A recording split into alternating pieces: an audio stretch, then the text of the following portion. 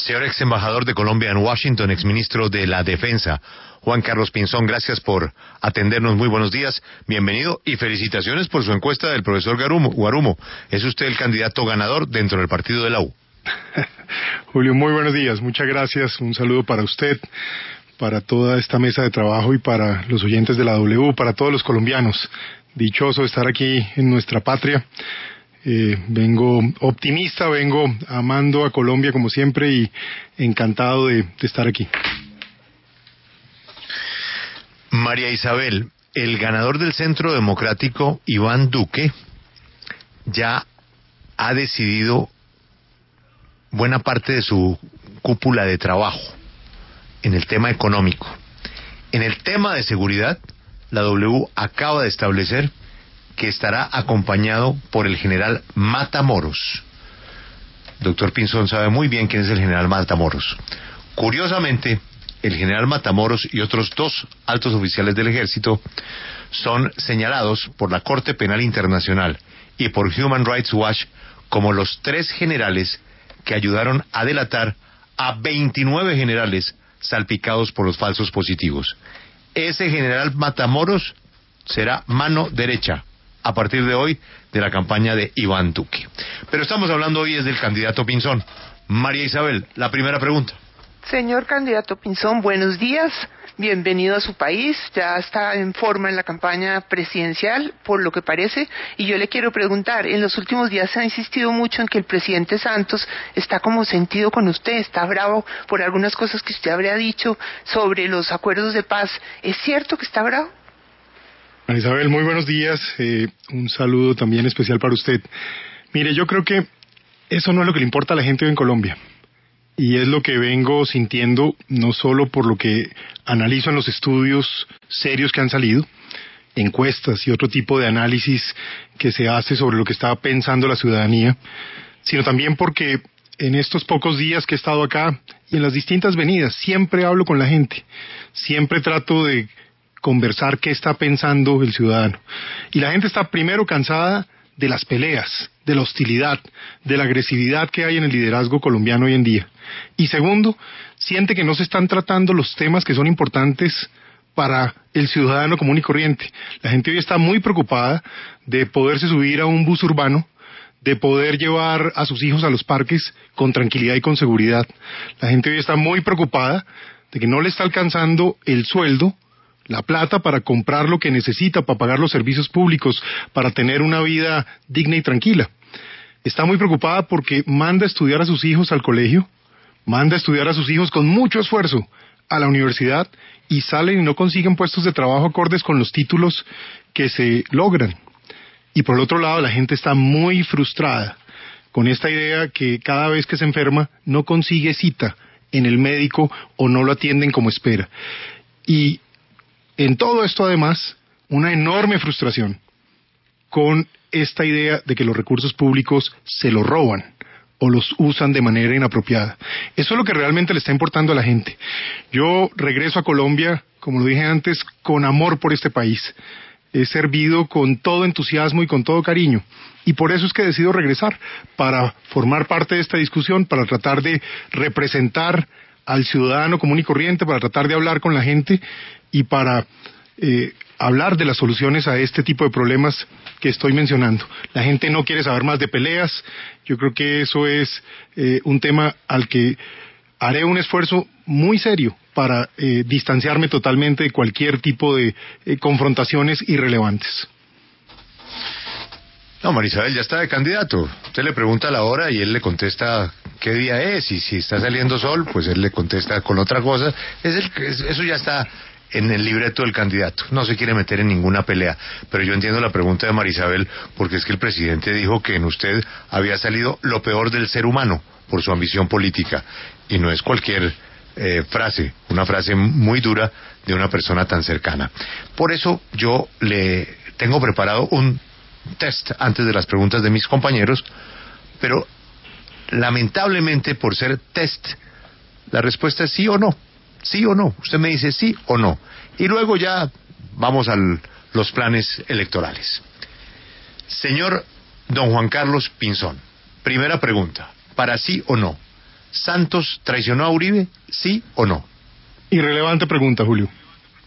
Perfecto. ¿Usted cree que Uribe traicionó a Santos? Irrelevante pregunta para los colombianos. ¿Usted traicionó a Santos? De ninguna manera e irrelevante pregunta para los colombianos. ¿Santos lo traicionó a usted? Irrelevante pregunta para los colombianos. ¿La tropa está con usted o con Santos?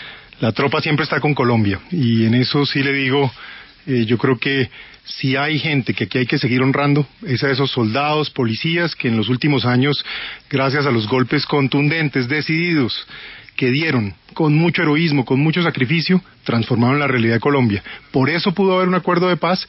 Y a propósito, la posibilidad de que el país tenga una paz estable, tranquila, que nos pueda impulsar hacia un futuro, es tener unas Fuerzas Armadas fuertes, dedicadas. Así que a los militares y policías hay que dejarlos tranquilos, hay que honrarlos, exigirles esos sí resultados, pero dejarlos que trabajen y no meterlos en discusiones ni confrontaciones políticas en ningún caso. Pero volvamos al sí y al no, porque mis compañeros después van a ampliar las preguntas. Usted es muy amigo de la cúpula actual. Trabajó con ellos de la mano antes de que llegaran a los puestos que tienen hoy. Son oficiales de su absoluta confianza y usted es un hombre de la absoluta confianza de esa cúpula. Esos generales a los que me refiero, ¿están o no están contentos con el acuerdo de paz? Yo creo que a ellos les toca cumplir su deber. Y su deber es cumplir las órdenes del comandante en jefe. Ese es el presidente de la República y tienen que actuar para avanzar en sus deberes constitucionales y cumplirle a quien ejerce la autoridad. Yo creo que esa es la manera como hay que mirar esto. A nivel privado, cada uno tendrá su opinión y eso es algo que uno no puede perder de vista. Nuestros militares son gente con más experiencia que casi cualquier otro ciudadano en asuntos públicos porque llevan muchos de ellos 40 años sirviendo, muchos de ellos viajando por 20 o 30 departamentos del país a lo largo de su vida y por lo mismo tienen un sentimiento y un conocimiento muy detallado de la realidad. Pero una cosa es que tengan unas opiniones privadas o personales que cualquiera de ellos pueda tener, que hoy desconozco porque no he estado hablando con ellos recientemente, y otra cosa es que tengan un deber de cumplir las órdenes y de ajustarse al deber que tienen ellos como comandantes militares o de la policía. Volvamos al sí ya no, que es bueno para usted como candidato, lo hace ver distinto. Usted como ministro de Defensa, ni más faltaba, fue respetuoso, solidario y aceptó la idea de un acuerdo de paz. Tenía sus reservas, como las tiene cualquiera, unos más, otros menos, pero usted tenía una reserva sobre ese proceso. Usted planteó esas reservas que tenía sobre el proceso y esas reservas, ¿se cumplieron o no se cumplieron? ¿Sí o no?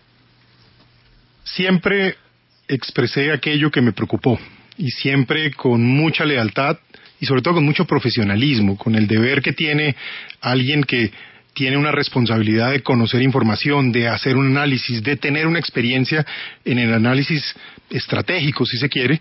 Le informamos y comunicamos a las autoridades para que, en ese caso, como corresponde y debe ser en la democracia, el comandante en jefe, el presidente de la República, tomara las decisiones.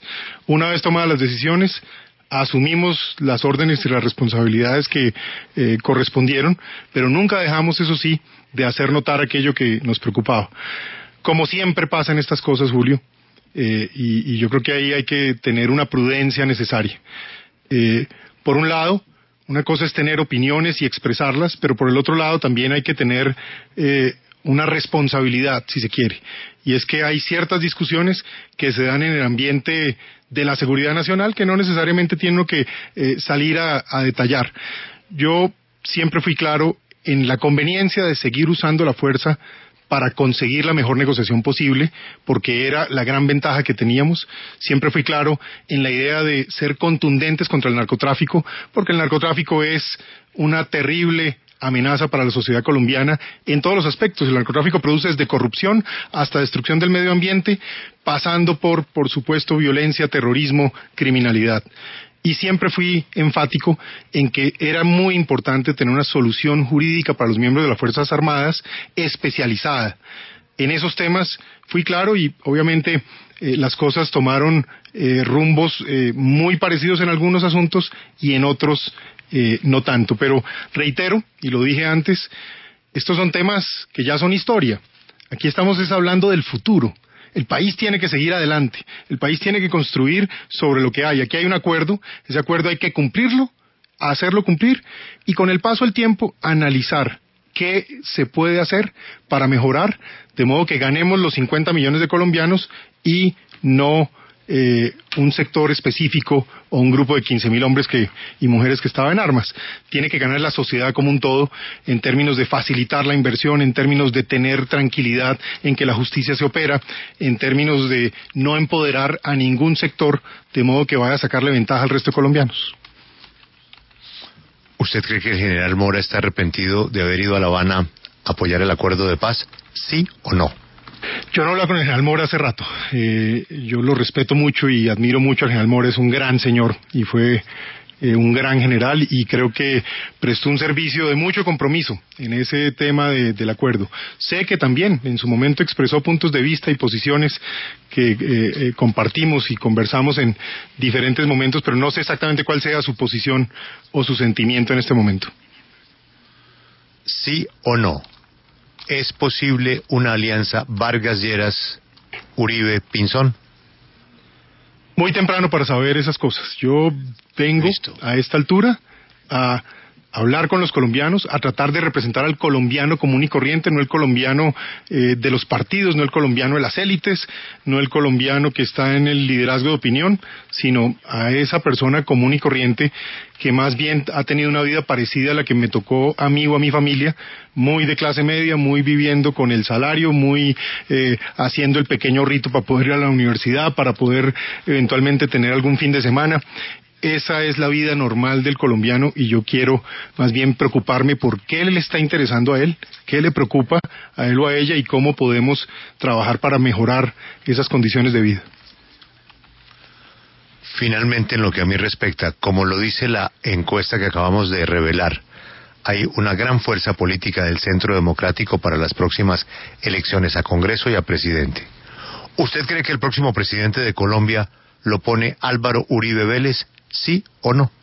Lo ponen los colombianos. Yo creo que los colombianos, primero, no pueden imaginarse un presidente que vaya a ser subalterno de un expresidente. Eso por principio. La gente va a votar es por alguien que sea capaz de liderar el país y no solo un sector de la sociedad colombiana, sino sea capaz de pensar en Colombia entera y liderar integralmente el país.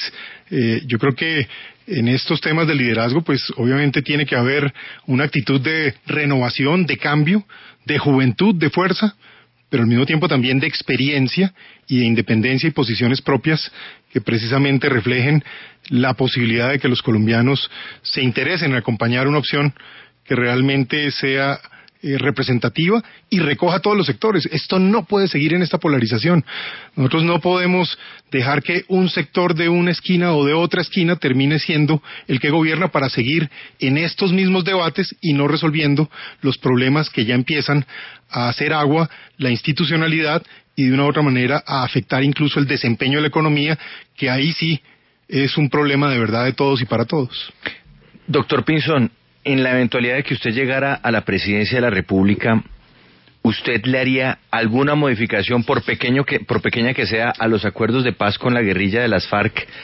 Y si es así, ¿cuál sería ese cambio? ¿Qué no le cuadra de lo que se acordó? Lo primero es que me parece que a uno pueden gustarle o no gustarle los acuerdos en su totalidad o parcialmente, o le pueden gustar mucho.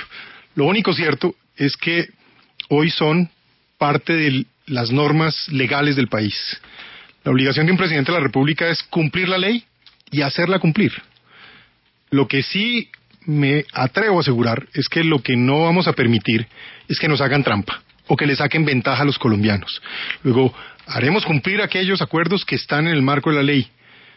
Exigiremos el cumplimiento de los mismos, pero también hay que analizar qué le sirve a Colombia para los próximos 10 y 20 años y qué no le sirve.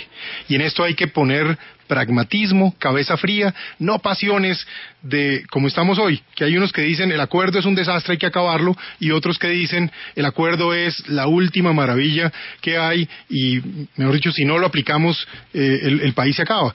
Yo creo que en esto hay que ser pragmáticos. Las realidades políticas y jurídicas son dinámicas y aquí tenemos que asegurarnos de si estos acuerdos realmente van a facilitar que llegue la inversión que el país necesita, que se creen los puestos de trabajo que el país necesita, porque si eso no ocurre, vamos a perder todos. Y resulta que aquí tenemos que asegurarnos que ganen las grandes mayorías del país.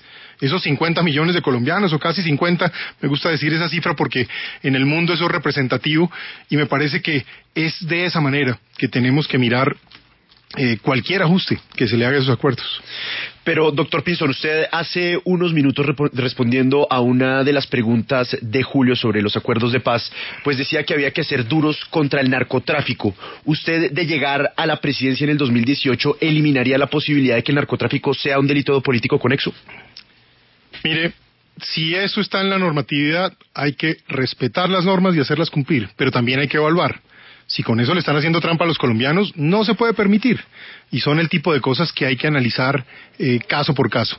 Lo que sí quiero dejar claro es que contra el narcotráfico y contra la corrupción hay que luchar sin cuartel. Mire, el narcotráfico es tal vez la peor maldición que le cayó a Colombia. Destruyó familias. No hay familia que no haya sido tocada por esa maldición, esa desgracia. Creó una destrucción del medio ambiente en Colombia. La gente se preocupa a veces por las acciones que se hacían, por ejemplo, con el tema del glifosato. Nadie puede olvidar que el mayor daño que se le hace a Colombia y al medio ambiente, a su riqueza ambiental, es la tala de bosques y la destrucción del bosque tropical colombiano para poder hacer ese narcotráfico o esa minería criminal. Entonces son temas que deberíamos mirar.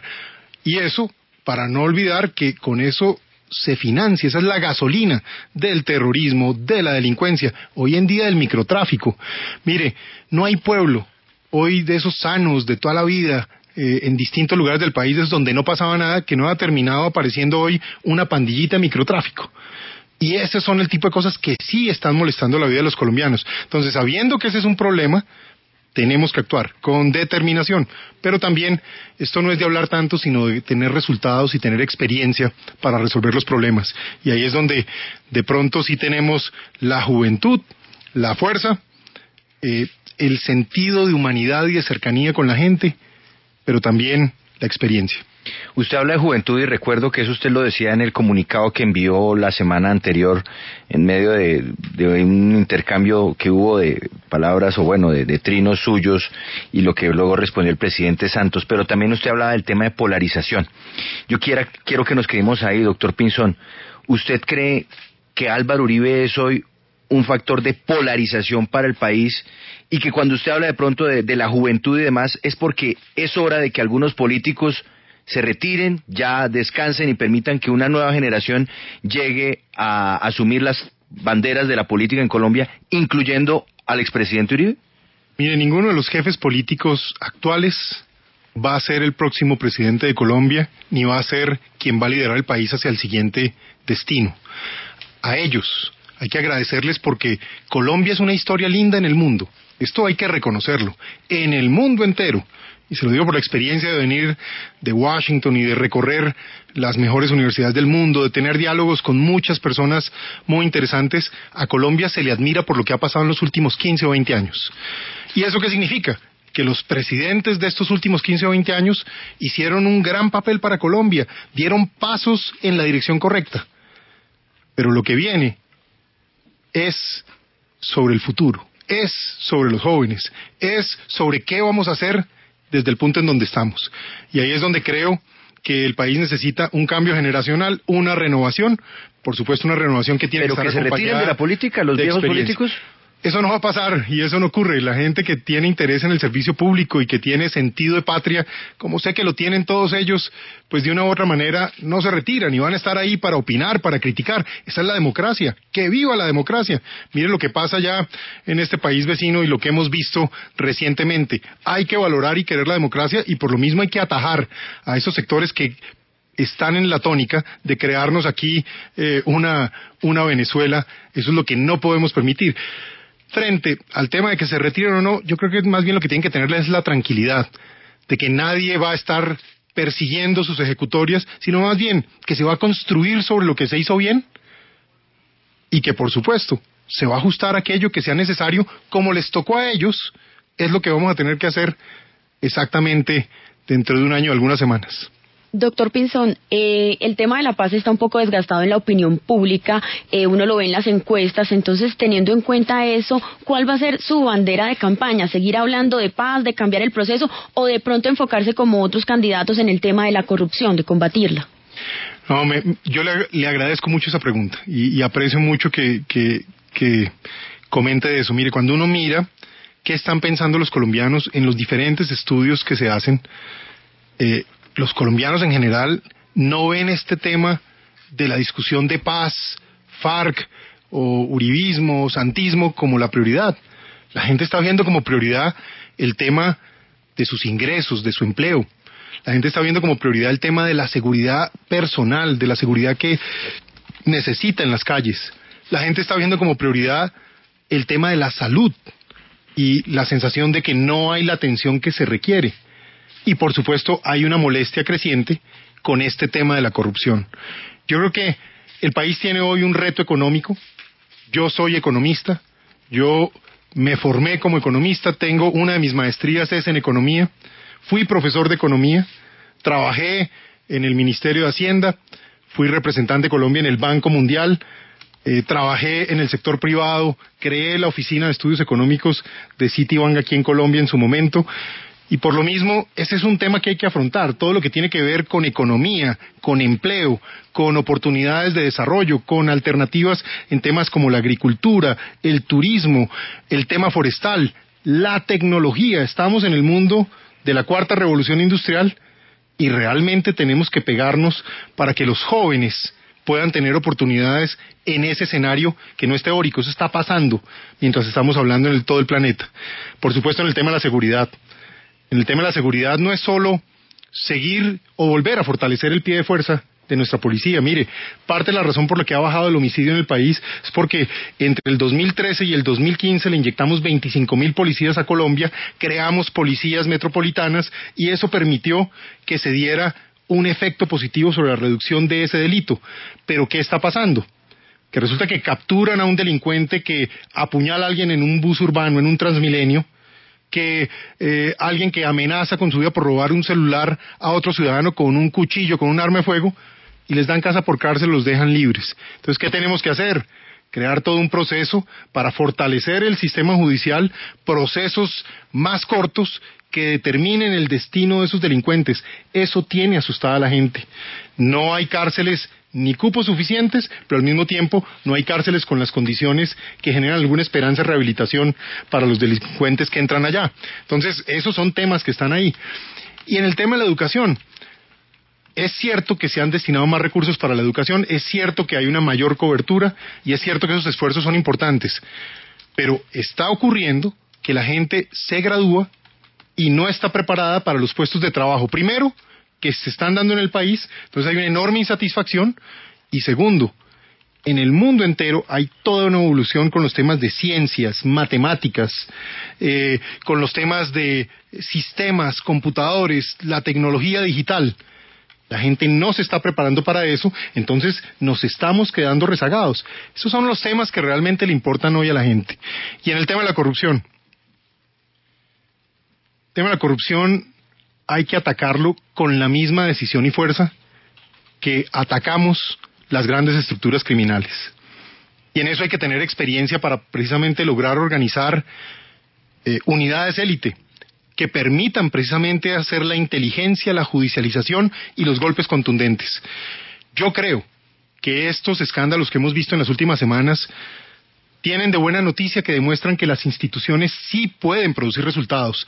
Que los escándalos terminan sabiéndose es porque hay la posibilidad de castigar a los que están en esas actividades delincuenciales. Pero hay que volver al tema de los valores.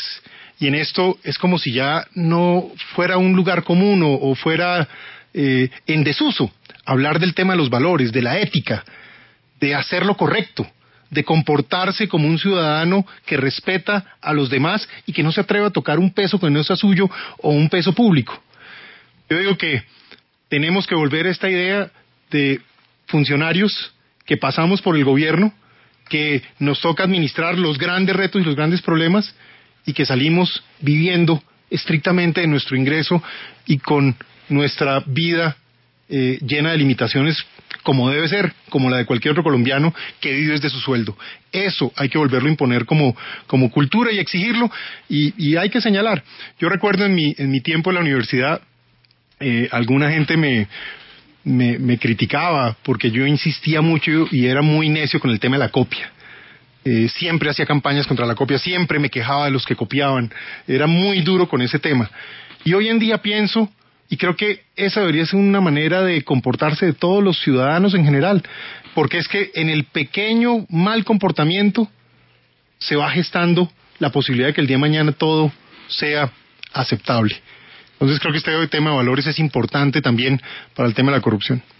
Doctor Pinzón, hay un sector en el partido de la U, en cabeza de los senadores Armando Benedetti y Roy Barreras, que le han hecho pues muy mal ambiente a una eventual precandidatura presidencial suya. ¿Usted siente que en estas condiciones hay garantías para presentar su nombre en este partido o ya decidió por el contrario lanzar su nombre a través de firmas?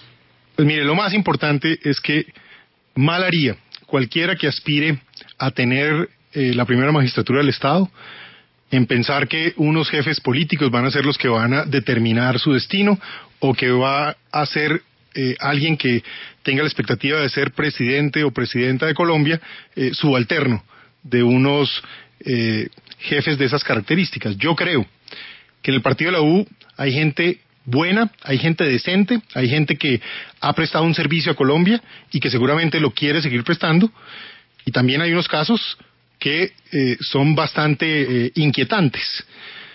Yo, la forma como veo este esfuerzo es en primer lugar en hablar con la gente. Si a mí me preguntan de quién quiero ser un candidato, yo quiero ser un candidato de la gente, un candidato de la clase media, un candidato del ciudadano común y corriente, del colombiano de a pie. Eso es lo primero que me interesa.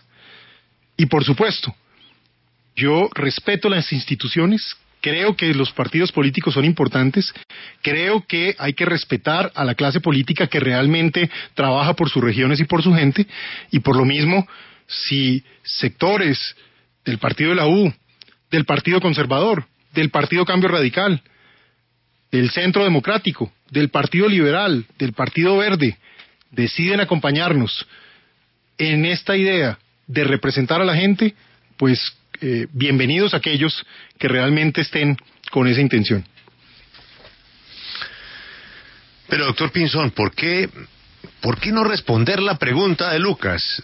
En el partido de la U primero, pues es que no hay futuro. Es un partido que ya está liquidado, está en liquidación, se vende, se cierra. Cualquier encuesta sí se lo indica. Hay un desgaste lógico por lo sucedido. Fue un partido inventado exclusivamente con un propósito y ya lo cumplió. Y hay gente maravillosa en el partido de la U. Usted es del partido de la U. Usted ha sido un funcionario impecable. Ha tenido una presentación pública que lo tiene precisamente en este momento pensando muchísimo en ser presidente de Colombia, lo cual es absolutamente válido. Pero ¿por qué no decirlo de frente? O sea, usted y Roy Barreras como que están hablando dos idiomas distintos. Él tiene todo ese manejo político que usted no tiene. Él y Benedetti están en el oído del presidente, hablan mucho con él, el presidente les tiene gratitud, le han ayudado mucho en el Congreso con muchas leyes, pero ya todo eso es chuleado. Usted tiene seguidores en otros partidos y en su partido, primero, es que no hay ambiente. Allá usted no tiene ambiente.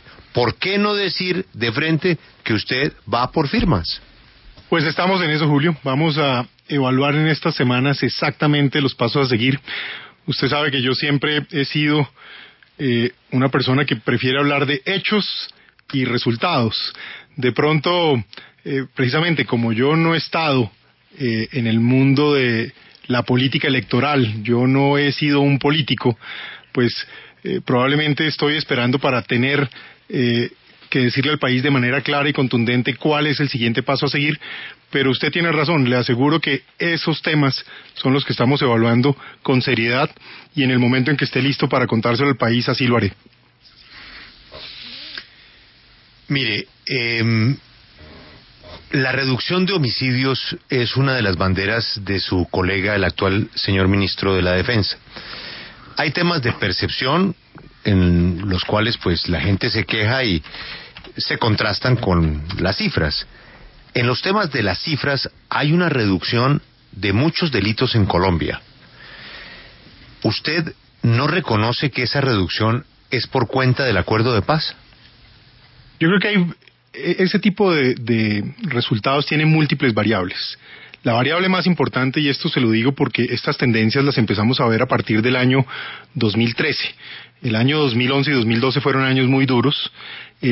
Tomamos decisiones, hicimos planes y por eso a partir del 13, 14, 15 se rompieron las tendencias y esto ha venido continuando. Entonces, lo primero es que eso responde a esos planes que hicimos en ese momento, que incluían, entre otras cosas, incorporar 25,000 policías, incluían, entre otras cosas, aumentar el número de policías metropolitanas, como lo hicimos, aumentar la inversión en cámaras de seguridad, vehículos, capacidades para tener más efectos.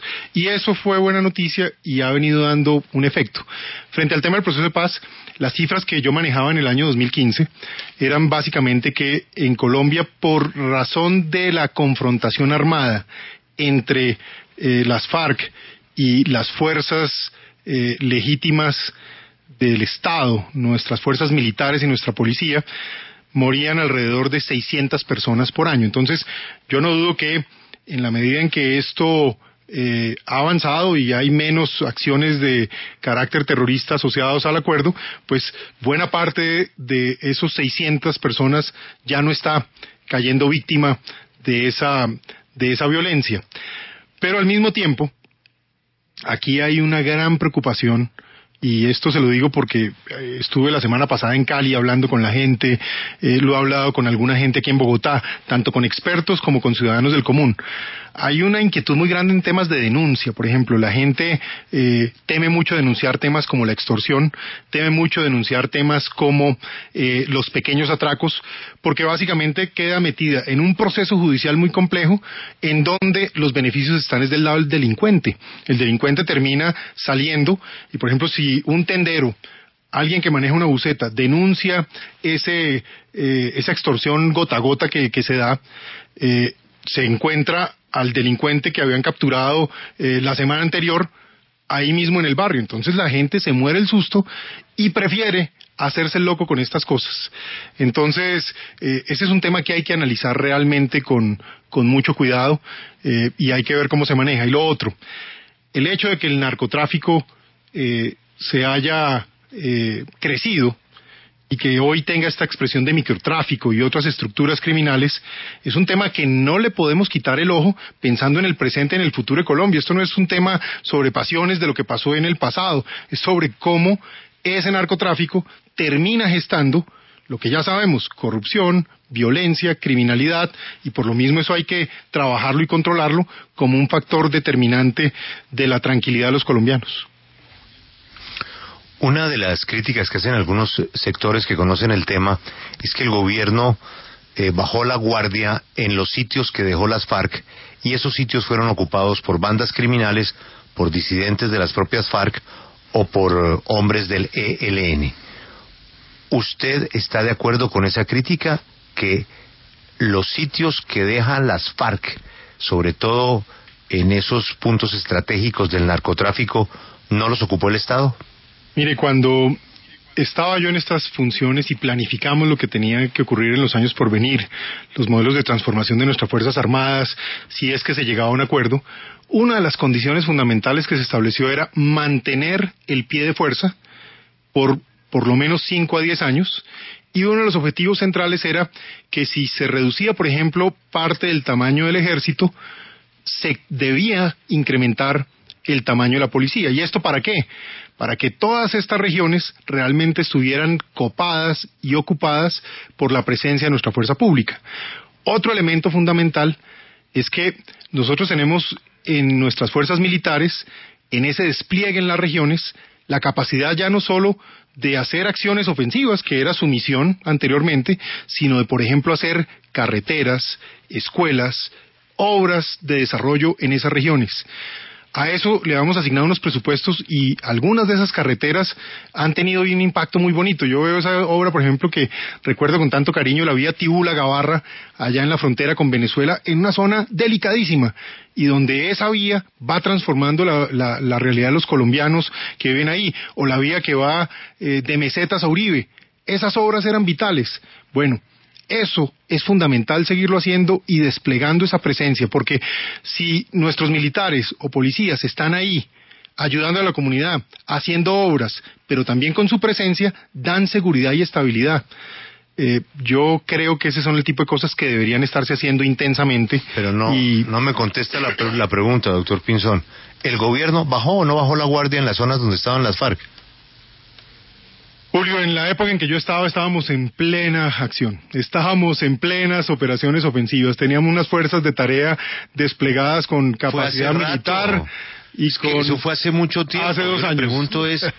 Hace 2 años. Yo le pregunto, en el último año, cuando se perfecciona el acuerdo de paz, ¿usted cree que el gobierno bajó la guardia en ocupar esos espacios de las FARC?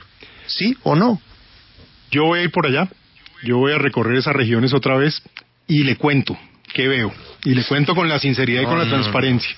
Mi impresión es que no se cumplieron algunos de los planes que habíamos hecho. Listo. O sea, la respuesta es sí. Usted coincide con que se descuidaron esas zonas. Y eso pues es muy grave porque ahí están los resultados cada vez que nos pasan al tablero en las calificaciones. Doctor Pinzón, yo quiero preguntarle sobre una queja permanente que tiene el gobierno, y es que la oposición dice muchas mentiras, se inventan cosas, y que eso le hace mucho daño a la esperanza y al optimismo de Colombia, y que por eso el pesimismo en que muestran las encuestas a los colombianos. Uno de los lugares comunes es que Colombia, por cuenta del acuerdo de paz como está hoy, puede terminar siendo una república castrochavista. ¿Usted lo piensa así? Pues mire, varias cosas, Julio. Lo primero es que esta polarización que está viviendo el país sí ha empezado ya a hacer daño. Porque no se está hablando, primero, de los problemas que se requiere resolver, y segundo, la gente está sintiendo que los líderes hablan de cosas que no les resuelven sus problemas. Y ahí es donde el populismo, los anarquistas y los sectores extremos empiezan a encontrar un caldo de cultivo favorable. Por eso creo yo que hay que honrar todo el trabajo que hicieron los expresidentes y el presidente en los últimos 15, 20 años. Eso le dio un aire a Colombia totalmente diferente y le da un potencial enorme. Pero si nosotros seguimos en esta polarización, sí podemos terminar en un caso parecido al de Venezuela. Es que mire, cuando uno habla con los venezolanos, cómo veían ellos el país en principios de los 90, nunca se imaginaron que algo como lo que les ocurrió podía ocurrir. ¿Cómo ocurrió? Básicamente había 2 grandes líderes y 2 presidentes muy importantes, el presidente Caldera y el presidente Carlos Andrés Pérez, que tenían unos odios terribles. Chávez era un golpista, un tipo que violó todas las leyes posibles para tratar de tomar el poder durante el gobierno del presidente Carlos Andrés Pérez. Luego el presidente Caldera termina indultando a Chávez, en el fondo haciéndole un guiño, y hay que decirlo, muchos sectores políticos en Venezuela pensaron que podían manejar a Chávez. Bueno, ya sabemos lo que pasa cuando ese tipo de posiciones o de sectores extremos terminan llegando. Yo creo que hay que cerrarle la puerta a esos sectores, y también hay sectores políticos que no deberían terminar siendo el día de mañana, en cierto sentido, idiotas útiles de esos objetivos de largo plazo que pueden tener algunos para construir esa realidad. Por eso creo que hay que romper la polarización. Colombia lo ha hecho bien los últimos 15, 20 años porque tenía el gran consenso de la seguridad y porque hemos tenido históricamente, por más de 100 años, un buen consenso en materia económica, de manejo prudente en materia macroeconómico. No podemos romper esos consensos y ahora tenemos que volver a hacer un consenso muy grande sobre los nuevos retos en seguridad, sobre el tema de la educación para el trabajo y uno de manera muy especial sobre cómo atraer la inversión. Mire, la inversión se ha ido espantando del país, ni siquiera por temas relacionados con el acuerdo de paz, algunos exacerban este tema, sino por una serie de fallos y de decisiones que están empezando a alejar la posibilidad de que el país se desarrolle. Uno aquí recuerda el caso de Noruega, como hoy una de las economías más importantes del mundo. Pero Noruega, antes que nada, fue un país petrolero, creó un gran fondo y a través de ese fondo es que ha podido financiar un gran proceso de desarrollo social, de equidad social, un gran proceso de educación. Hoy en día, Dubái, Emiratos Árabes Unidos, que ha sido un gran país petrolero y hoy en día es considerado como uno de los países más innovadores del mundo. ¿Por qué? Porque han usado esos fondos para poder reconvertir y hacer inversión en educación, innovación, salud, tecnología. Un país como Colombia rico en recursos naturales, un país como Colombia con el potencial que tiene por la gente, por la población que tiene, con el potencial que tiene en turismo ecológico, tiene que pensar en un modelo y en un consenso que permita que podamos extraer los recursos naturales de manera sostenible, protegiendo esa riqueza, por supuesto, con visión de largo plazo, pero que nos dé los fondos para poder invertir en salud, invertir en educación, invertir en seguridad y todo lo que se requiere en infraestructura, que la verdad es uno de los grandes retos que también tiene el país. Pero, doctor Pinzón, cuando usted habla de esos que pueden terminar siendo los idiotas útiles que pongan a Colombia en el riesgo de una situación como la de Venezuela, ¿usted está hablando de quién? ¿Usted está hablando del posible partido que arme las FARC? ¿Usted está hablando de Gustavo Petro? ¿Usted de quién está hablando que pueda de pronto abrir las puertas para que terminemos viviendo una situación similar a la del país vecino? Yo creo que lo primero que nos genera hoy un riesgo es esta polarización excesiva. Pero ahí es bueno poner los nombres, porque usted pone los nombres, entonces sabemos quiénes están polarizando. No, pero déjeme se lo pongo de esta manera. Este tema de que la gente de bien que por tantos años ha trabajado se esté rompiendo el diálogo, porque se vuelve imposible hablar. Si usted dice que hay algo bueno en el acuerdo de paz, es que usted fue un tipo arrodillado, es un tipo de las FARC, etcétera. Pero si usted critica algo del acuerdo de paz, no, es que ese es enemigo de la paz. Eso nos hace daño, nos está haciendo un grave daño. El país es un país de equilibrios, es un país donde hay que encontrar consensos. Ahora, lo que digo es, ¿quiénes están beneficiando de esas posiciones extremas? Los que están empezando a decir, mire, es que el Estado colombiano es totalmente corrupto, todo el mundo es un bandido. Eso no es cierto, todo el mundo aquí no ha hecho nada, y lo que están empezando a decir es hay que reconstruir el Estado, hay que reinventárselo. Y ahí hay muchos nombres de los que usted ha mencionado y otros quizá que se van planteando. ¿Pero cuáles son? Esos objetivos. Póngalo sobre la mesa, doctor Pinzón. Yo voy a ser prudente. Yo una de las cosas que vine... Pero, o sea, Gustavo Petro sí. Mire, lo dejé por escrito y lo dije con claridad. Yo no vine aquí a Colombia a polarizar más o a pelear. Incluso ataques personales que he visto en Twitter y en otras cosas, he decidido no responder porque me parece que hay que hablar es de lo importante. ¿Qué le importa al ciudadano? Y a eso es a lo que yo vine. Pero sí analizo este escenario como un escenario preocupante y que hay que venir a trabajar. Y a propósito, para que a ese colombiano que hoy está montado en un Transmilenio, en un bus de transporte público, que posiblemente ya llegó a su oficina y tiene el radio prendido, a él pararse en los extremos no le sirve nada ni le resuelve nada. Y en cambio él sí se tiene que volver esta noche a su casa a pensar en pagar las cuentas del colegio, en si su hijo va a lograr conseguir un empleo el día de mañana, en si no lo van a atracar cuando salga y si se enferma, si realmente lo van a atender. Y yo creo que ese es el tipo de diálogo que requiere el país. Por eso hablaba yo de ese importante consenso en atraer inversión para el país. El país necesita atraer inversión para tener puestos de trabajo y mejores ingresos, crecimiento económico. Pero quedémonos en este punto de la polarización, doctor Pinzón. ¿Para usted el presidente Juan Manuel Santos ha exacerbado este sentimiento de polarización en el país? Yo creo que hay que ser respetuoso con el presidente. Yo lo he dicho, yo no vine aquí a calificar a quienes han ejercido la primera magistratura del Estado o quienes la ejercen. Yo creo que cada uno ha hecho un esfuerzo por crear unos avances.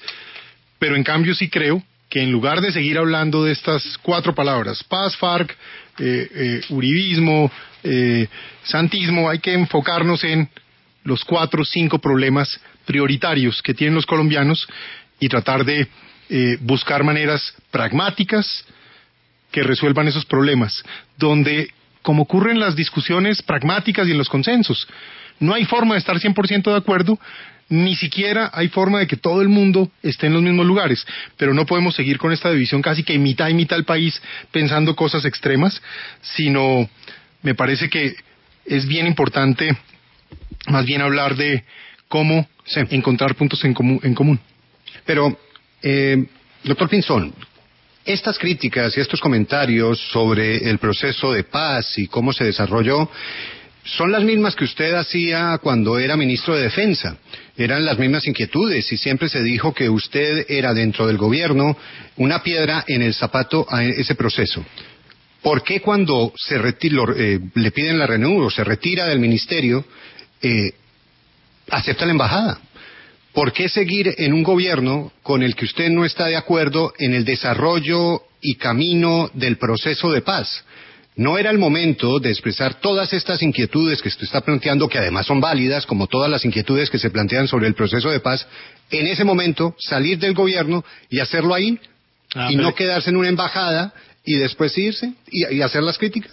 Félix, excelente pregunta y se la agradezco. Además, viniendo de usted, que me parece que es tan agudo. Yo le diría lo siguiente.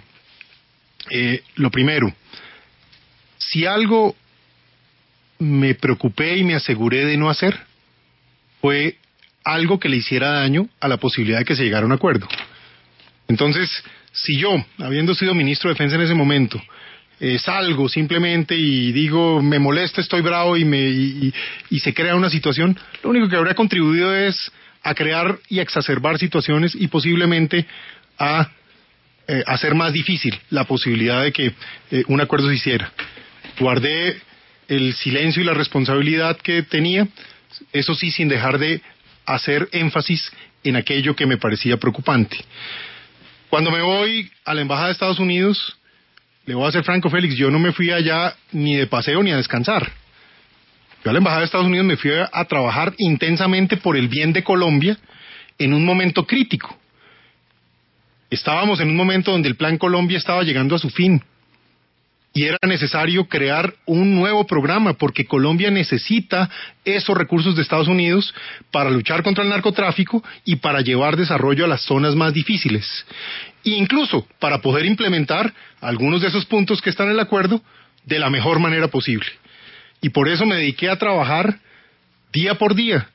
Creo que tuve algo así como 350 reuniones y vi algo así como 180 congresistas de manera intensa y de manera juiciosa. Luego terminó la administración del presidente Obama y comenzó un proceso muy complejo que no es solo una opinión mía, sino es un tema de realidad mundial hoy por hoy, que fue la nueva administración del presidente Trump. Y esto generaba unos nuevos retos para Colombia. Y nos dedicamos precisamente a manejarlos y a trabajar para que tuviésemos como país el menor impacto posible y garantizáramos que tuviéramos más recursos. Eso fue lo que ocurrió. Entonces, yo mantuve mi posición, mantuve mi línea y me dediqué a trabajar por el país en consonancia con aquello que también era importante para el gobierno.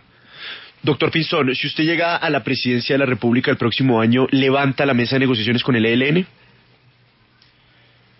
Mire, yo creo que, y lo digo con mucha sinceridad, no tengo duda, ni me tembló nunca la mano para hacer uso de la fuerza legítima del Estado contra aquellos que hacen violencia contra los colombianos. Ese grupo del ELN, cada vez que vuela un oleoducto, está destruyendo la riqueza de los colombianos, está impidiendo que los colombianos más pobres tengan acceso a los recursos para la solución de sus problemas sociales y está haciendo una afectación terrible al medio ambiente. Cada vez que secuestran un colombiano es un atentado contra el pueblo. Cada vez que asesinan un policía o un soldado, están cometiendo un grave delito. Si esta gente se compromete a que no va a estar más actuando en delincuencia, a que renuncie al crimen, por supuesto que es posible llegar a acuerdos. Yo estoy convencido y lo digo, nunca me opuse a que tuviésemos acuerdos de paz. Eso es parte de la convivencia, eso es parte de liderar. Pero lo que no puede uno aceptar es que al mismo tiempo que tratan de dar esa señal, están cometiendo todo tipo de actos de barbarie y criminalidad. Y fuera de eso, jugando un jueguito que es muy peligroso, y es hacer actividades clandestinas, tratar de manipular poblaciones y comunidades al mismo tiempo que están en el uso de las armas y de la violencia. Señor Pinzón, los profesores Acemoglu del MIT y Robinson de Harvard, en su libro ¿Por qué fracasan los países?, dicen que fracasan por la mala calidad de sus instituciones. ¿Diría usted que las instituciones colombianas son de buena calidad? Hay unas de muy buena calidad. Yo le hablaría a usted, por ejemplo, del Banco de la República, le hablaría del Ministerio de Hacienda, le hablaría hoy de nuestras Fuerzas Armadas y del Ministerio de Defensa en general. Pero tenemos un reto muy fuerte en elevar la calidad de muchas otras instituciones, y sobre todo a nivel local y regional.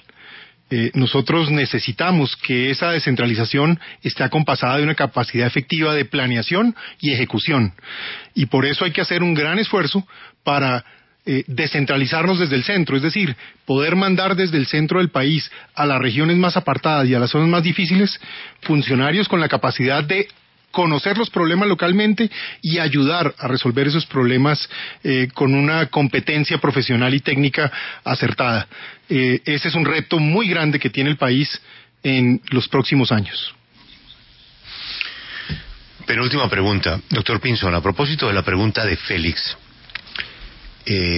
A mí me gustaría poner esto en fechas, si es posible.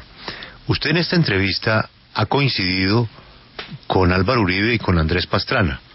¿En qué sentido? En que usted tiene la misma preocupación que ellos, que por cuenta de este acuerdo de paz Colombia termine como Venezuela, y lo ha dicho.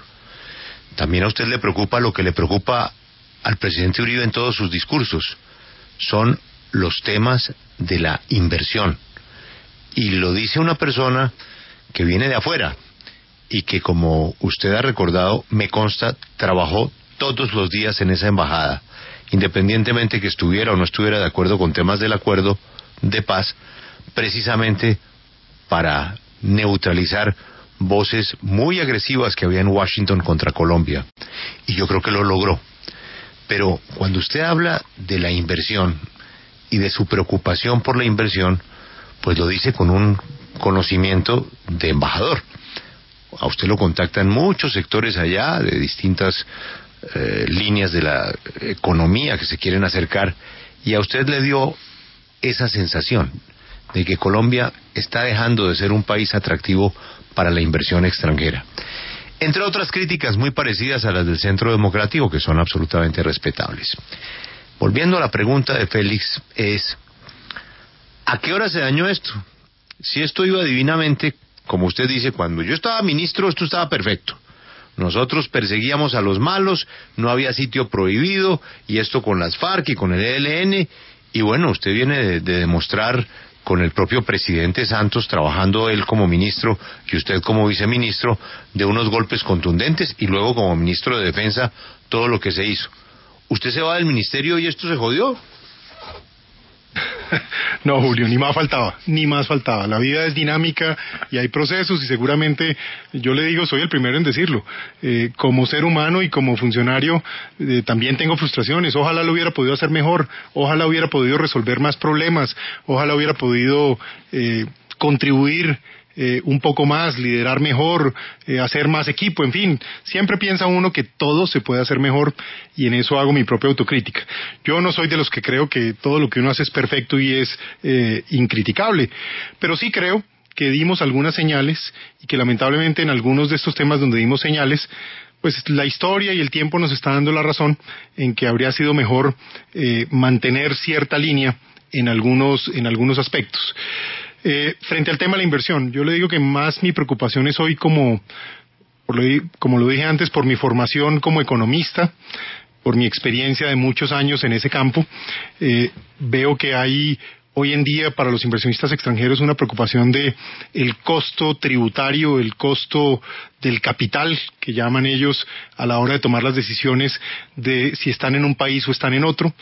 hay el tema de la inestabilidad jurídica, es decir, cambios permanentes de normas, reglas de juego, demasiada autonomía seguramente en algunos sectores judiciales que de manera independiente toman decisiones que terminan generando complicación a aquellos que hicieron la planificación de sus inversiones de largo plazo.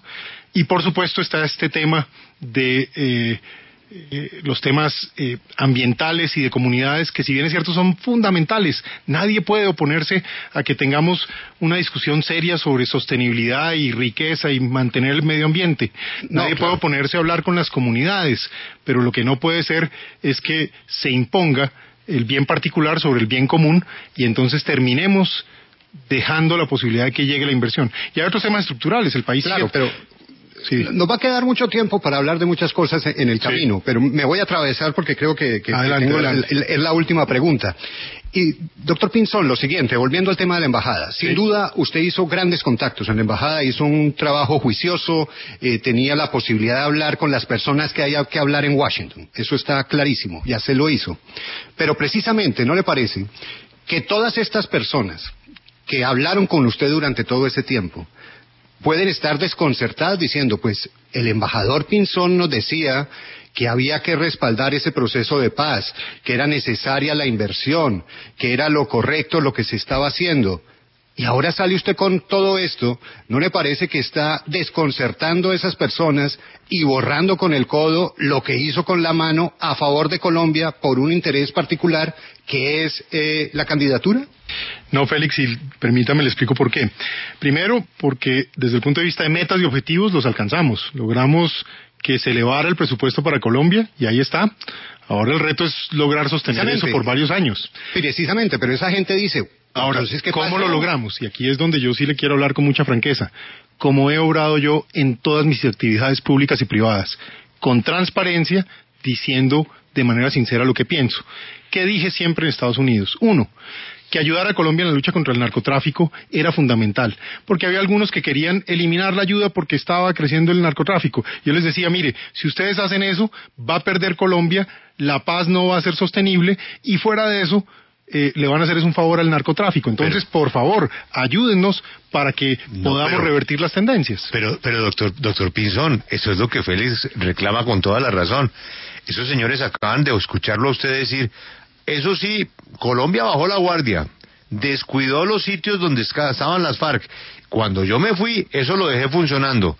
Y cuando yo regreso, encuentro que efectivamente las áreas de las FARC no fueron ocupadas por el Estado. ¿Qué piensa el señor que firmó lo que usted le pidió? Más ayuda para Colombia. ¿Ayuda para qué si Colombia bajó la guardia? Con más razón hay que ayudar a Colombia para que precisamente podamos afrontar los retos que tenemos. Hay que afrontar todos los retos que hagan falta. Mire, yo creo, y en esto, Julio, para precisar lo que usted está, diciendo que yo hice como afirmación, yo creo que aquí la gente que tiene la responsabilidad sigue tratando de hacer lo mejor que puede con las capacidades y recursos que tiene disponible. Por eso era tan importante asegurarse, uno, que hay recursos para hacer desarrollos alternativos, las nuevas políticas, y también desarrollo en materia de capacidades sociales y de lucha también contra el narcotráfico.